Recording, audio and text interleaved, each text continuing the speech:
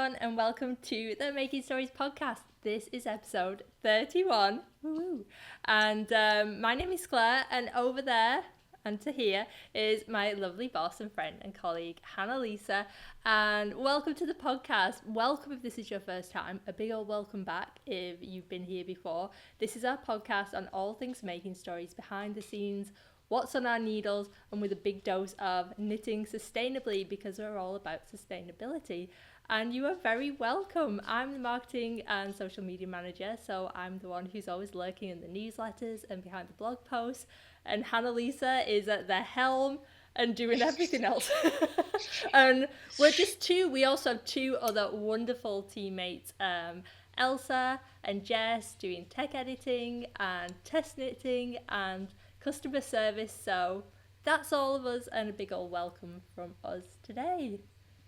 Yay! We're so glad that you're joining us for another episode. So pull up your chair, grab whatever your beverage of choice is, and you're knitting. Just spend like the next half hour or so with us. Yeah. All right, what are we going to chat about first? Ooh, I think let's dive right into knitting things, because we have our Cal running. We have the Making Stories Joy Cal running, which we launched after launching issue 7 of Making Stories magazine. And yeah, it's been so much fun watching people's projects pop up, and we're of course also knitting things. So before we show what's on our needles, if you do want to check out all those projects that are going on and join in, I'll link below where you can find that hashtag on Instagram, and that's all you need to do to join in on our Cal. You need to knit something from issue 7, and that's it. Just tag your photo with that hashtag, and we'll be able to see it. And we're doing prize draws and showing off all the projects, and it's been really fun. And Yeah. I know that you have an FO already. I do. Well, kind of. Kind of.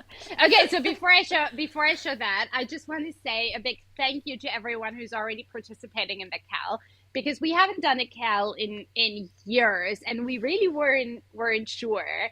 So we thought, let's do something low key and fun, like just basically something that we ourselves would also participate in, even if we were not doing and working at making stories. Exactly. And so this is why we're like doing it in a super low key way on one platform, as Claire said, on Instagram. And really all that you have to do is use the hashtag Making Stories Joy Cal when you post about your projects, or like do stories with your projects, for which I would also ask you to tag us in, because Instagram is being weird with hashtags and stories these days. Yeah. But it's been so much fun. Like, I really just enjoy seeing what everyone is casting on. And we have, like, I think we have almost every single project from issue 7 by now, like in the Cal. And that just brings me a lot of joy. As Claire said, there are prize drawings. So every Monday I do a roundup of sort of everyone's posts from the week before, and then every other Monday I do a prize drawing, which is a voucher for our web shop usually, and then at the end there might be a bit of a bigger grand prize, maybe something for FOs as well. We do have our first FO that is not mine already, which is a beautiful fanlight sweater. It's absolutely gorgeous. I'm like, I mean, the Cal officially started on April 1st. In 3 weeks, someone has knit an entire colorwork sweater. Yeah. Fingering weight. Very, very, it's beautiful. It's so yeah, gorgeous. It's still running until the end of May. Whips are allowed. You don't have to finish anything. So really super low key. Speaking of FOs, as Claire said, I do have an FO. I can show you half of it, because the other half I forgot at my parents' place where we went over Easter. That's how I roll. But I am super like, and this is actually like, I finished this way before the Cal's sheet. But I promise next time that we see each other in 2 weeks, hopefully they have shipped it to me, and then I can show you the full pair of Colorwave socks that I knit. So good. They I were love so them. much fun. And I finished the second sock. That is the one. So this one I already knit a few months ago when we were testing the pattern for the magazine. The second one was my first project for our Cal. And that one I cast on April 1st. And I finished it, I want to say like last week on Friday. So I knit on it about like 2 weeks. And that wasn't the only thing that I knit on. And they were just so much fun. Like they really go a lot faster than they look, if that makes sense. Um, it's a design by Victoria Gerasimova, and it's a toe down. What am I even talking about? Thing. It's a cuff down sock, and I think what makes it so enjoyable is that you just have like lots of different sections to go through. Like you first start off with a contrasting colored cuff, and then you work this beautiful traveling stitches pattern down the leg. You do an intarsia heel, which might sound a bit scary, but it is super easy. Like you just need to do what is written in the pattern, and it's all going to be well. Like like really, you just follow the pattern. And this, I've never done intarsia before, I've never and done I'm a pretty proud target. of this. And It it's looks so cool. Like amazing. the heel construction and the gusset construction is so incredibly cool because you knit the intarsia heel, and then like you work the gusset at the same time, and basically you just, instead of knitting in the round, you knit back and forth, so you convert it into rows. It's so cool. It's such a great technique. Like it is I can't get unlike. my head around it at all. So for me, looking at it, it doesn't look like it has a gusset at all. It looks more like an afterthought heel type Yeah, situation, but it isn't, is it? Because that will put me off. Because exactly.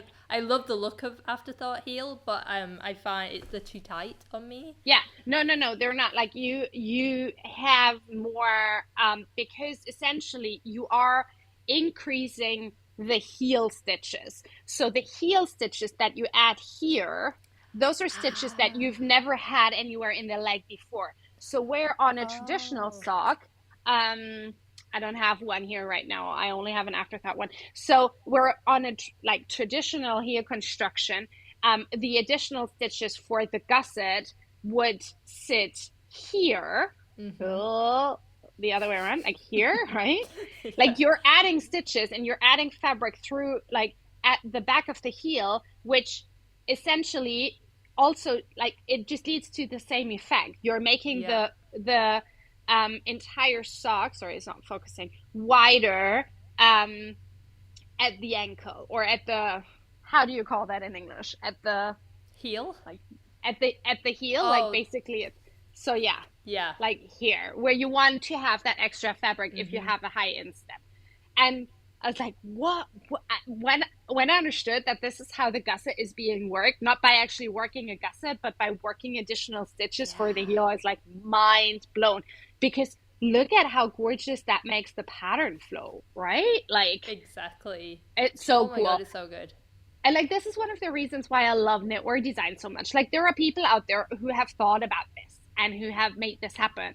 And like my brain just doesn't work like that. Like my brain's like, what on earth? And it's so cool. Like, and it is really so enjoyable because you just want to like get through this part, so that like, or that's how it worked for me, so that I could see like the heel emerging. Um, yeah, then you do a heel turn with short rows, and you basically decrease the additional heel stitches out here, and then you transition into the foot. Oh, it's so Super enjoyable fun. knit, and also one that is very intuitive. I would say the only portion where you need a bit of maybe quiet and a bit of like concentration is really when you're counting the heel rows. But that's it, and like very very enjoyable. I That's can so only fun. highly recommend them, and I know that there are already two other people who are knitting them. So Elsa, our teammate, is knitting them, Yes. I can't wait to see two Elsa's. two at a time. And we also have another participant whose Instagram account sadly is private, but she's already finished the Sea Forest socks for the Cal, and now she's on to the Color Wave socks. Wow. Oh Lord. I Yeah. need to get moving. These are very fun. The yarn that I used is not the original yarn, because the original yarn dyer that we worked with for this pattern turned out to be a turf, so we're not working with them anymore. Blah. Um, and actually not just a turf, just anti-trends in general. Yeah. Very, very disappointing. So I didn't use their yarn. I used Garth & Orr's Snowdonia sock, which we have in the shop, and we're expecting a gigantic restock, and we'll have lots more fun colors. The colors that I used are Bala for the main color, so it's a beautiful heathery gray, and Beautiful. Sundew for the contrasting color. And I did the size 3 on 2.25 millimeter needles. And I used up one skein of, or almost one skein of the main color. So that is 50 grams. And then like, I don't think even a fourth of the contrast color, which So is could you awesome. then like reverse it then? Could you get a I second think so. pair and then I think you could. For the smaller sizes than mine, sizes 1 and 2, I think definitely. Especially if you were to make them a little bit shorter, maybe. I think they'd be so cute as ankle socks. They'd be I'm all super about cute. I just recently knit a pair, and I'm not a sock knitter because I need to try 2 at a time because it's like I knit one already. Now I have to do another one, Oh. and my brain's already moved on to the next project. So I've been really. I thought next time I do socks, I'm gonna try just ankle socks, and because it seems to be the leg where I lose energy, and I think they'd be Yeah. so cute as ankle socks. They'd be super cute, and it would be really easy to modify them. Yeah. You just like work a few pattern repeats less. Really, So that's are you gonna do the little embroidery details? Are you leaving them plain? yes. Are you No, gonna do the no, no. embroidery? I definitely want to do the embroidery, but before I do that, I want to have a second sock. Because then I'm gonna just sit down and do all of them. I think what I'm gonna do is I'm gonna make them sisters, not twins. Yeah, So that's fun. like embroider over different of these zigzag lines with duplicate stitch. Um in that like rusty burnt orange color. But I think I they're think that'd also be lovely. very cute like this. But yeah. Yes, so and that's what I love Ooh. about them because I think they look so good as they are. So if you wanted to knit them and just keep them in plain knit, but then they've got this where are we? This gorgeous detail of you can then go in and embroider. There Yeah. you go. It's like a duplicate stitch that you What I then especially love is that in the sample pair, Victoria has embroidered over this line at the back of the leg, which connects the cuff, flows out of the cuff and flows directly into the heel, which I think looks so pretty. So I'm It's definitely gonna beautiful. do that. Yeah. And I think the other thing that I'm going to do is as soon as we have our restock of Garth and Or Snowdonia colors, I'm going to put a couple of color pairings, just like either in stories or maybe even like throw up a quick blog post or something, because I really think that this is a wonderful yarn for this. And like I was really happy that with only 2 skeins of it, I can definitely get like two pairs of these. And I That's think, awesome. yeah, and I think it's an important thing to know because I mean, Garth and Or Snowdonia sock comes in 50 grams. And so, you know, like, I'm like, okay, if you don't want to end up with like playing yarn chicken if you have a sock like that, right? Where Exactly, yeah. there's not like for a lot of socks, I would just say, okay, then you just do a contrasting toe. But I think here doesn't I work that like well. the way the pattern goes down into the toe, so yeah. Me too. So yeah, so that is my FO. Very, very happy with these. And then should I just share my second project? Do And then you it. share Share yours it. because Yeah. yours is gorgeous. So you might recall, I think I talked about this in the last podcast episode, that I want to make a serendipity t-shirt for myself because I think So pretty. this would be this like is just such a great. Oh, hi Tilly. Tilly's Tilly, do popped you on. approve? Tilly loves Uh, all of them. such a like I need more summer tops essentially. Hmm. And I swatched. And Claire, yeah, exactly. Claire's like, oh my God. I write all of these things on the blog about swatching properly, and then you go and do this. And like, all my hard work flies out the window. So, people, do as Claire says, not as Hannah Lisa does, please, when it comes to swatching, unless you're in the whatever. I saw it on stories and I was like, oh, she's swatching for serendipity, so excited. And I was like, is this like a weird forced perspective thing? How big is that swatch? It's like, It's not what big. are you gonna know from that? You need to make it bigger. I know. Do I cute. Yes. But I don't want to. I just want to start knitting. I know. I do understand. We'll see. I can always rip back, right? You can. You know, it'll be fine. It's supposed to be fun, so you just go with it. It's really cute, to be fair. It is cute. I think you can make like a little, like a doll tube top or something out of this. Okay, but really, people don't do this unless you. Claire is absolutely right. I'm living a dangerous life. So, um, okay. So let's talk a little bit about not just the swatch, but let's talk a little bit about the Yes. yarn. So I am using, or I am going to be using, the original yarn that the pattern, which by the way is by the fantastic Tanya DeJoy, it calls for, which is Kelborn Woolens Mojave. It's 60% cotton, 40% linen blend that is about sport weight, I would say. So it's 170 meters to 50 grams. Maybe like heavy fingering, light sport weight. And it feels very interesting. I've never knit with cotton before. Never. Not once. I have. I don't.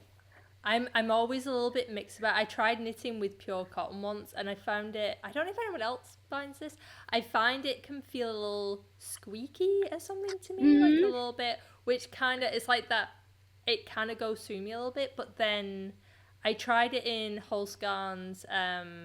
So the cotton blend, which is very soft and very lovely. So I guess it depends, but I don't. It's not something I knit with a ton. Yeah. So I find that so I had wound because I took it with me to my parents where I don't have a Swift. I had wound the first ball, which I always think it's a nice way to actually get to know a yarn. And I find that it just from sort of like handling it like that, it has a very dry texture. Does that make sense? Like it just feels very dry.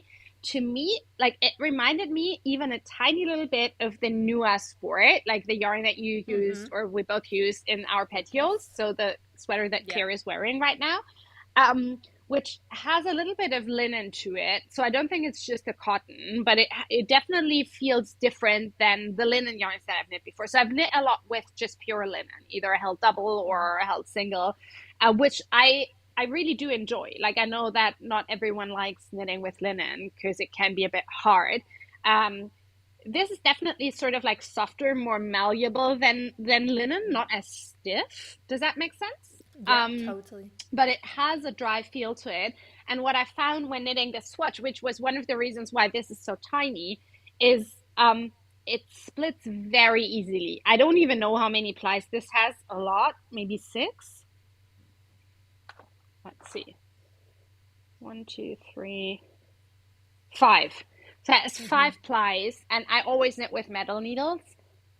I found that it because it's garter stitch, like I found that I had to be really quite attentive, which usually you don't with garter stitch. So I still enjoyed it, and I'm very sure that I'm gonna be very happy with the final object, and I'm curious to see how I like knitting with this, but I definitely really enjoy the texture, and it is because it is a bit it's not really heathered. I don't know if you can actually see this. But it is also not flat. Like I don't like for some, like 100% cotton yarns, it can look very flat. Does that Yeah, I know um exactly what you mean. It yeah, looks a similar color to it this, does. So doesn't it's the it? colorway how do you pronounce it in English? Mauve? Mauve, mauve, Mauve? mauve. I never know. That. No, don't listen to me because I think it's mauve, but I'm from the northwest of England, so I'd be Okay. like mauve. So All we have right. like a different ear, so we'll go with That mauve. mauve, Yeah, that colorway. Um, and it's funny because same as you with the cerebellum colorway that you picked for your petiole, I think when you pulled it out of the parcel, it was like, oh, this is different than I expected. Same thing here. A lot yeah, more purple than I expected. I thought it would be yes, more sort of like this, like pink. more pink. That's what I did. Um, Maybe it's just a really hard color to I think photograph. so. Yeah, I really wasn't sure at first, but it has really grown on me. I think like it's definitely out of my comfort zone, but I think it suits me. I don't I know. think What do it you think? really suits you. I think it looks beautiful. I And did the the other exact same yeah. thing. I got this thinking it was going to be more of like a dusky pinky color, Mm, and then it came and I was like, ooh, I don't think I like that. And then the more I knit with it, and I've worn this so much, and now I love mm, the color. yeah. So I am really excited about it because it feels like a step outside my color comfort zone, but not into neon green or something. Not to say anything against neon green, but that for me personally would be a very big leap outside of my color comfort zone. Yeah, me too. And the other thing that I really like is I'm looking down and then I realize that the camera doesn't really pick up on the jeans that I'm wearing. I wanted a color that looks good with blue jeans, but then also with black, because that's Yeah. basically what I wear, like in terms of like jeans and I don't wear the skirts, but like jeans and pants. And this goes really well with both. So That's a great, makes me very and that's happy. such a good idea. I think in the past, I try to be really mindful about the colors that I choose because I think in the past I've been like, you see one, you get excited, and Mm, then you go for it, and then I find I can't.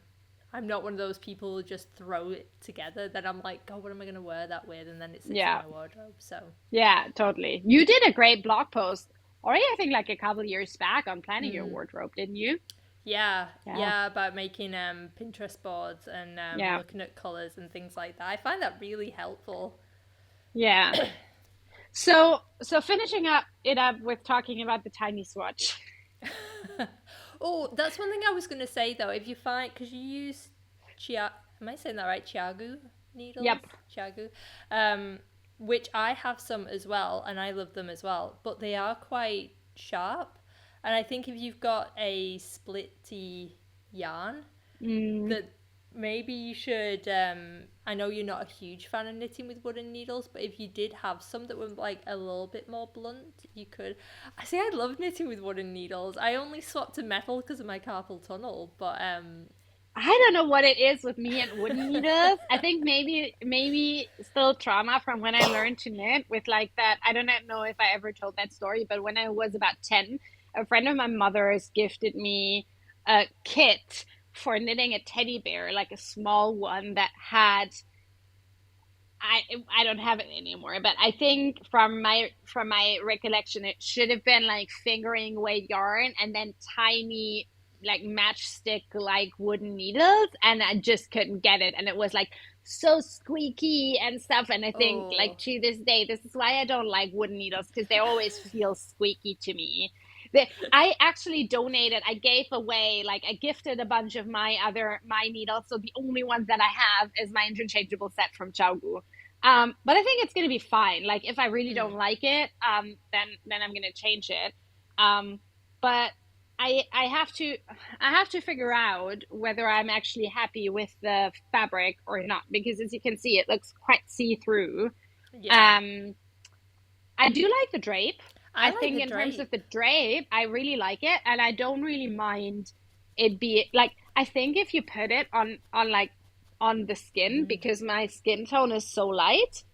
Yeah.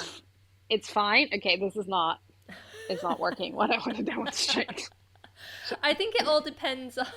I Look, think depends on how you're gonna wear it as well. Are you gonna be wearing it with like another top underneath, or do you want to just wear it as is? Um, I am I was gonna wear it just as is, just with like a pretty lace bra or something underneath because nice. it has those eyelets. So I'm gonna see. Like my gauge is way off. So I think the pattern, if I'm not mistaken, calls for 24 stitches on 10 centimeters. I'm at 18 at the same Oh, needle size. So it's no surprise that this I, fabric is I'm as always see-through like as that. it is. Yeah. Um, the thing is though, I mean, this is a 3.5. I could definitely go down. Like the smallest needle size that I have is at, ooh, hello camera, please focus on me. The smallest needle size, so I have a 3.25, I have a 2.75, but that is only 1.75 smaller than this one. So yes, Yeah. it's going to make the fabric denser, but if I like the drape, do I really want to knit an entire summer top and garter stitch on 2.75 millimeter needles? Maybe I'd not. say no. I really like the look of that fabric. See, me too. But it also means I need to do a little bit of number crunching. But that's going to be an excellent opportunity for us to sort of dive a bit deeper into the topic of how you can, if you like the fabric of your swatch, how you can knit a different size to get the garment that you want, which is what I'm going to be doing with this. This is too long of a topic, I think, though, for this podcast episode. So maybe we save that for the next one because I think Absolutely. you're doing something similar with your Cal project, right? I am. And we actually have good segue into mine because I'm doing I love it.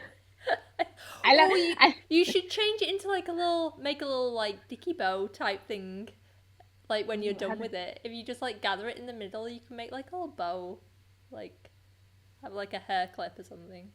Yeah, look, it's cute.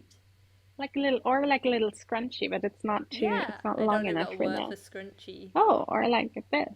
Also very pretty. Like a Oh, little do you know fascinator. exactly. Do you like if you like did it into a thing and stuck it on a clip, you could do like a little bow. That'd be cute. I'm just gonna send it to you. You're the person who knows how to wear a beret. Like I don't look like just look at Just how do many that. different, very creative ways I'm able to put this thing on my body and it looks very elegant. So yes, I'm definitely gonna do that. I love it. No. Just keep it like that. Oh yeah. Okay. For the rest of the podcast, or I'm gonna be like, what on earth is this? What is new fashion, people? Fashion, fashion. What am I gonna do with those things here? Like this. Oh God. Hipster uh, Berlin. so Like this is very hip. Okay. Let's yeah, I hear that. I really want to come and see all the hip people in Berlin because I always. heard the fashion is like quite You have exciting. to. I don't know where they are though. Like definitely not in this household or this I neighborhood. don't know But where they are though. We hear that they're hip in Berlin, but we can't find them.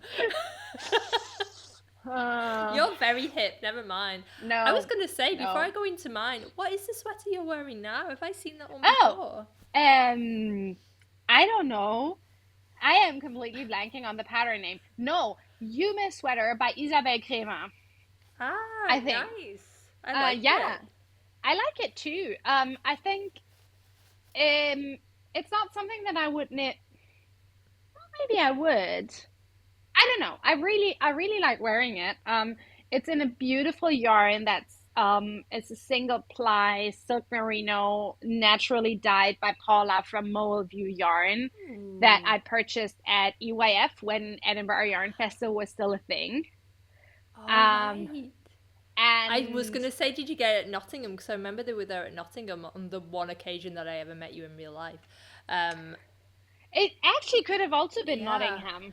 It could have been Nottingham or EYF. One of those two. And I really let me just stand up. I really like it. Also, just because Yeah. like I mean it's pulling like nobody's business, but it's stretchy and it has. I'm still able to wear it. Like 5 years and a pregnancy and a baby and a changing body shape later, which I find is amazing. And I still feel very Yeah, comfortable in it. it's Um, lovely. I really like it. It's fun. yeah, thank you. You're welcome. Um, anyway, moving. So Hannah Lisa was saying that she's adapting hers, and I'm doing the same with mine. And because I'm knitting Merrymaker, Oh, oh my God, it looks so so good.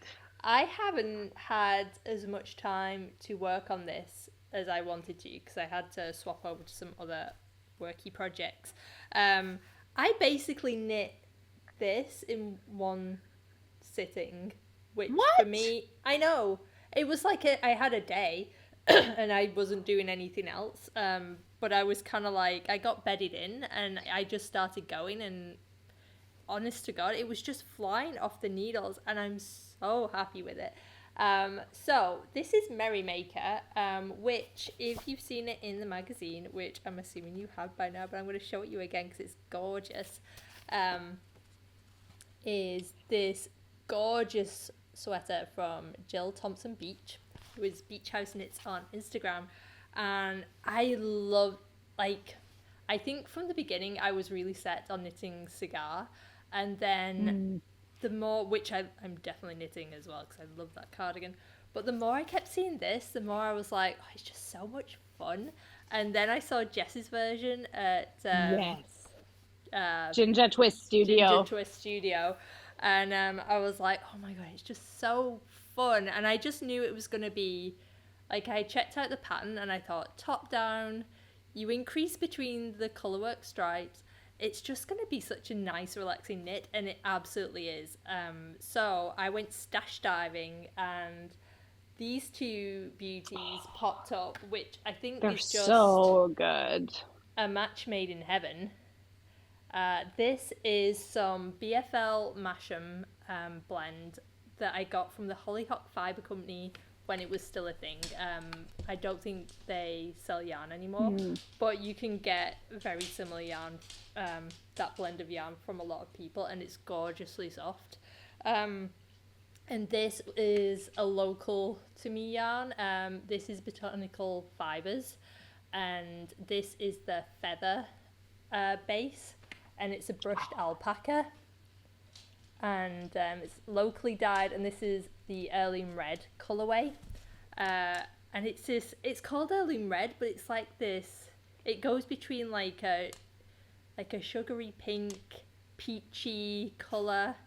It's got so many color variations in it, and they just went really well together, so I decided to put these two together, So good. and I just fell in love with the combination. But when I swatched, which is here, I realized So that's a proper that, swatch, people, hello, compared to this. Oh, hi, Tilly. Chili's being a bulldozer. So when I swatched, I loved how it looked. I loved the fabric. I was really happy. And then of course I checked my gauge, and I was wildly off. I was the same. I can't remember exactly what it was, but my gauge is a lot smaller than what the pattern calls for. But I thought that's fine. I did some number crunching, and I realised that with the gauge that I had, if I just knit a size 4, then I was going to get the kind of fit I wanted. And because I was so excited to cast on, I didn't really think about the row gauge at all. Because normally I'm someone who'll fudge the row length anyway, because if I knit top down especially, I'll try things on and see how it goes and adjust it. And obviously with this, because you increase between the stripes, if I didn't take that into account, I was going to throw like the whole Your yoke would be thing off. like this short. It would have been like a tiny little yoke, like, and don't want that. So yeah, I think when we recorded the podcast last time, I'd knit the collar, and then had to stop, and I re-swatched. I did another just stockinette swatch, and I swapped over because my row gauge was so off. I decided I went up a needle size, which kind of helped with the stitch gauge a little bit, but I also really like this fabric, so I didn't want to overdo it. Is Oren here? I have a little visitor. Hello, my Alrighty, love. you keep talking. You keep talking. He wants this stroller. I'll be right back. Do you Oh, just want to you go quickly get him say hi to the sorted. podcast people? Hi, my love. Alrighty. Oh my gosh, so cute. Anyway, so yeah, my row gauge was completely off. My stitch gauge was completely off. So I re-swatched, and I didn't want to change the fabric too much, but I did want to get that row gauge a little bit better. So I went up from 3.75 to 4 mil, which so cute, which isn't a huge difference in needle size. So I wasn't going to throw the fabric off too much. But if you are struggling with row gauge, and you're knitting on metal needles, if you need a little more length, then try wooden needles, which is what I did. Which is what I did with mine, and it really helped. Is he okay? What is It's going okay. on there? He's just really interested in what we're doing. Well, of course. Is this the first time he's been on the podcast? Yeah, it is. Oh, so nice. Welcome, Orin. Like, yeah. So to get So yeah, around wooden needles. the yes, so I changed to wooden needles, which really helped, but my gauge was still off in terms of row. So what I'm doing is I recalculated how many rows I need in the yoke He based just on my new discovered gauge. Tilly. Did you just see Tilly? Yeah, there's a Yeah. Is she cute? You continue talking. I'll be right back. Absolutely. So to help with my gauge with the rows, what I've been doing is every time I come to I've been knitting the colourwork sections as is because I don't want to mess with it. If I had more than one skein of this yarn, I probably would have added an extra row right in the middle of the colourwork stripes to give me a little bit extra depth. But because I only have one skein of this, I don't want to end up playing yarn chicken, and I do want those stripes all the way through the top. So I'm only adjusting the length in the solid stockinette section in between. So we have a bunch of blog posts on adjusting length, which excuse me, I'm gonna link below so you can do some further reading. But just like a really quick overview of what I've been doing is I look at how many rows are in those sections, and then I look at the gauge in the magazine, the recommended gauge, and I just do a little bit of a calculation. I look at how many rows would be, because I work in inches in my brain, but you can convert this into centimeters too. I see based on the gauge how many rows would be in an inch, and then do the calculation of exactly what that measurement is in the pattern between the colourwork sections. And then once I know it turns out to be 1.25 inches, then I take my gauge and I do the maths from there to see how many rows I would need with my gauge to get that same depth, and then I work that many rows in between the colourwork sections. So this is getting me the same depth as it would be in the pattern, but with the new gauge that I'm using. That's like a really quick overview of how I'm kind of eyeballing it a little bit.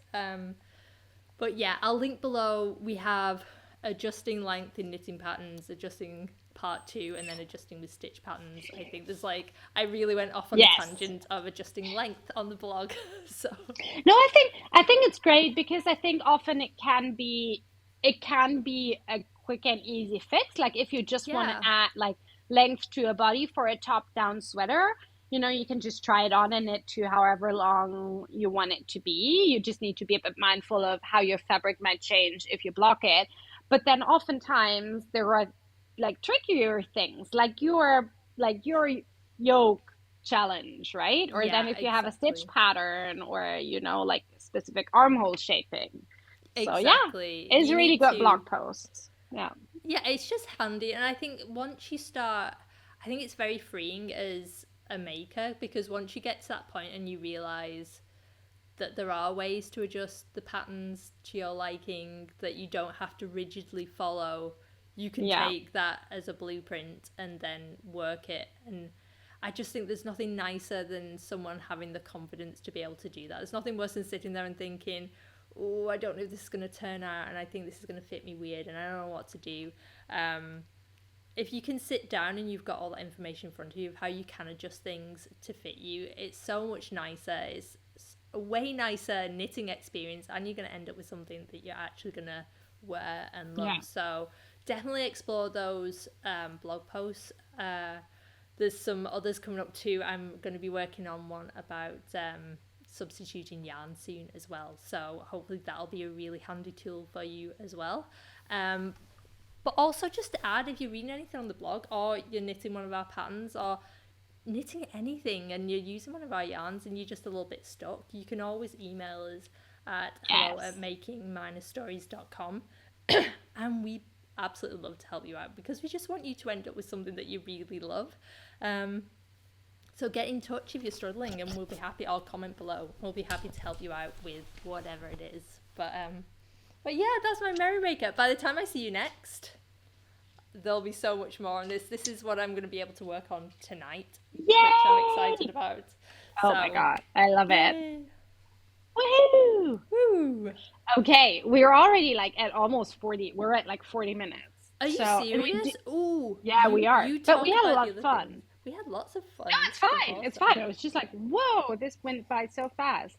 So I think we have two other things that we wanted to talk about, if I'm not mistaken. One of them is a work in progress that I'm working on, which I want to show because this is going so quickly. And like, I like also using this podcast as kind of like a progress keeper. Mm-hmm. And also now with Oren's first cameo, or not even cameo, but first appearance on the podcast, it's fitting that I should talk about the cardigan that I'm knitting him. Isn't that cute? Oh my god, it's adorable. We are very much into, this is not baby clothing anymore. This is taking longer because it's proper kids clothing. But I'm very much enjoying it. So I'm knitting Oren an Alexandre le Deux, Alexander II cardigan by, I'm blanking on her name. Her Instagram handle is Atelier Knits Strands of Life. It's a fantastic pattern. It's a top-down cardigan that's mostly stockinette with some new to me increases that I think are absolutely stunning. Just really, really like the visual interest. Pretty, yeah. Yeah, they're very pretty. And then some stripes, really. And this has been the perfect kind of like mindless knit in between whenever, you know, I was not feeling these. I was working on this. And so this has gone really, really, really quickly. And I really also just like the little color blocking here where you have a bit of the main color and then the contrasting color. And so I am about a third through the first sleeve, I would say. Oh, it's so cute. I love the colors you've used as well. Yeah. So this is one of my all-time favorite yarns that, like, well, obviously we stock it because I just wanted everything in it. Dera Natura's Ulysse, a beautiful French-Portuguese yarn that I'm using in the colorway Brouillard. This is the beautiful heathered denim blue that I'm using as the main color. And a baleine bleu, which is a true dark blue that I'm using as the contrast color. And those are perfect together. But there are, again, I'm thinking about other color combinations because we did get a big restock of Dera Natura and we added a bunch of new colors. And so I'm thinking once I'm finished with the sweater, I could take some proper photographs and then just suggest a couple of color combinations if anyone else is interested in knitting is. I am knitting the 4-year-old size for Oren because he is quite tall for his age, but the pattern is quite well sized. So I think there's like a 2-year-old, 4-year-old, but I think then it goes up to 10 or 12 even, something like that. Nice. Which I like because in that sort of like older kids age range, there aren't that many patterns. So if you have a kid that is already a little bit older, take a look at it. I love it. It's going to be so cute. I love the stripes. Yeah. Okay, last thing. Happy release day! Yay! issue 2 of Morid is out, and we still have a few copies left of this. Mainly because I have not put them up in the web shop as we are recording this. Duh. I promise, I am usually an organized person. I don't know what it is. I just took a mini vacation. Exactly. But Alison has put out another issue of the fantastic modern crochet magazine that Morit is. It's their spring and summer issue, and it is gorgeous. So it's absolutely, it's super pretty. There are, I know I said this already the last time that we stocked issue 1. I just really need to learn how to crochet. Like, just look at the really cool summer tops. Like, is this focusing? Like this. I know. I was looking at the photos on the website the other day, and it's some beautiful things. So that is called Low Tide, and then I also just really like the effortless ease of the cover sweater that is called Kahuna, if I'm not Kahina. Casual long sleeved t-shirt full of Scandinavian elegance. Just look at this. Like, how gorgeous. Wearable is this? I know.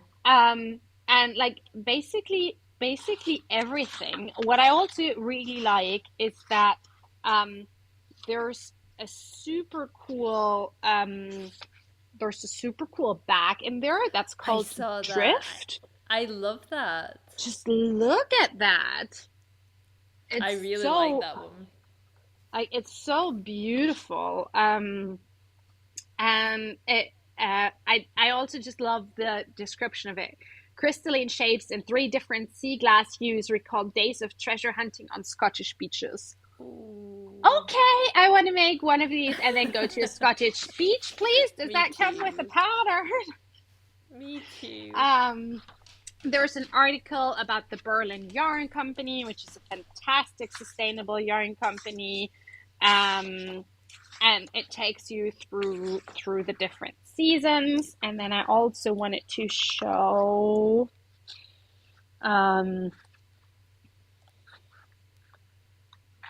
this really pretty perfect layering piece. Ooh, yeah, I so love this that one. Like, for the season that we're embarking into, spring and summer for the Northern Hemisphere, I think this would be this would be basically what I would throw into my backpack and tote bag all the time. Yeah. Coventina by Michelle White. Like, all of the patterns are absolutely gorgeous. So if you are a crocheter, or if you want to learn to crochet, I think Morit is really where it's at these days. There's also a write-up and a recipe about tamarind, which I'm really excited to read more about. Ooh, tamarind and garlic roasted potatoes. Yes, please. Yes. On that Scottish beach with that tote bag. Is that possible? Okay. Roast potatoes Jokes in your aside, tote bag. Morit is out now. I'm hoping that by the time that this podcast actually goes live, that I'll have the listing live. If not, check back tomorrow. A gorgeous, gorgeous work. Congratulations, Alison. And very, very well done. It's beautiful. It's worth to mention as well that when you get the print, you can get it in print and digital, but the digital version also comes in easy read format, because Alison also works with our wonderful accessibility expert, Renee Van Hoy. So there's also that. Yes. Okay. Thank you so much for being here with us today, lovelies. Definitely. If you like this podcast episode, tell us down below. We love hearing what you like. If you didn't like something, also tell us. We also like hearing that. If you want us to talk about anything really, like, throw questions our way. Which, just a very quick plug, reminds me of a new something that we're doing over on Instagram. We're sort of every other Thursday or so, we're doing something that's called Sustainability Thursday, where we're answering any and all questions that you have around transparency and sustainability, what we're doing with our business, why we're doing things, how knitting sustainably actually works. So if you have any questions for us around that, just throw them down in the comments and we'll tackle them there. And then otherwise, we'll be back here in 2 weeks. Yay! Subscribe and give it a thumbs up Yes. if you like this episode. Yes, please. Alrighty. See you soon. Bye, everyone. Bye.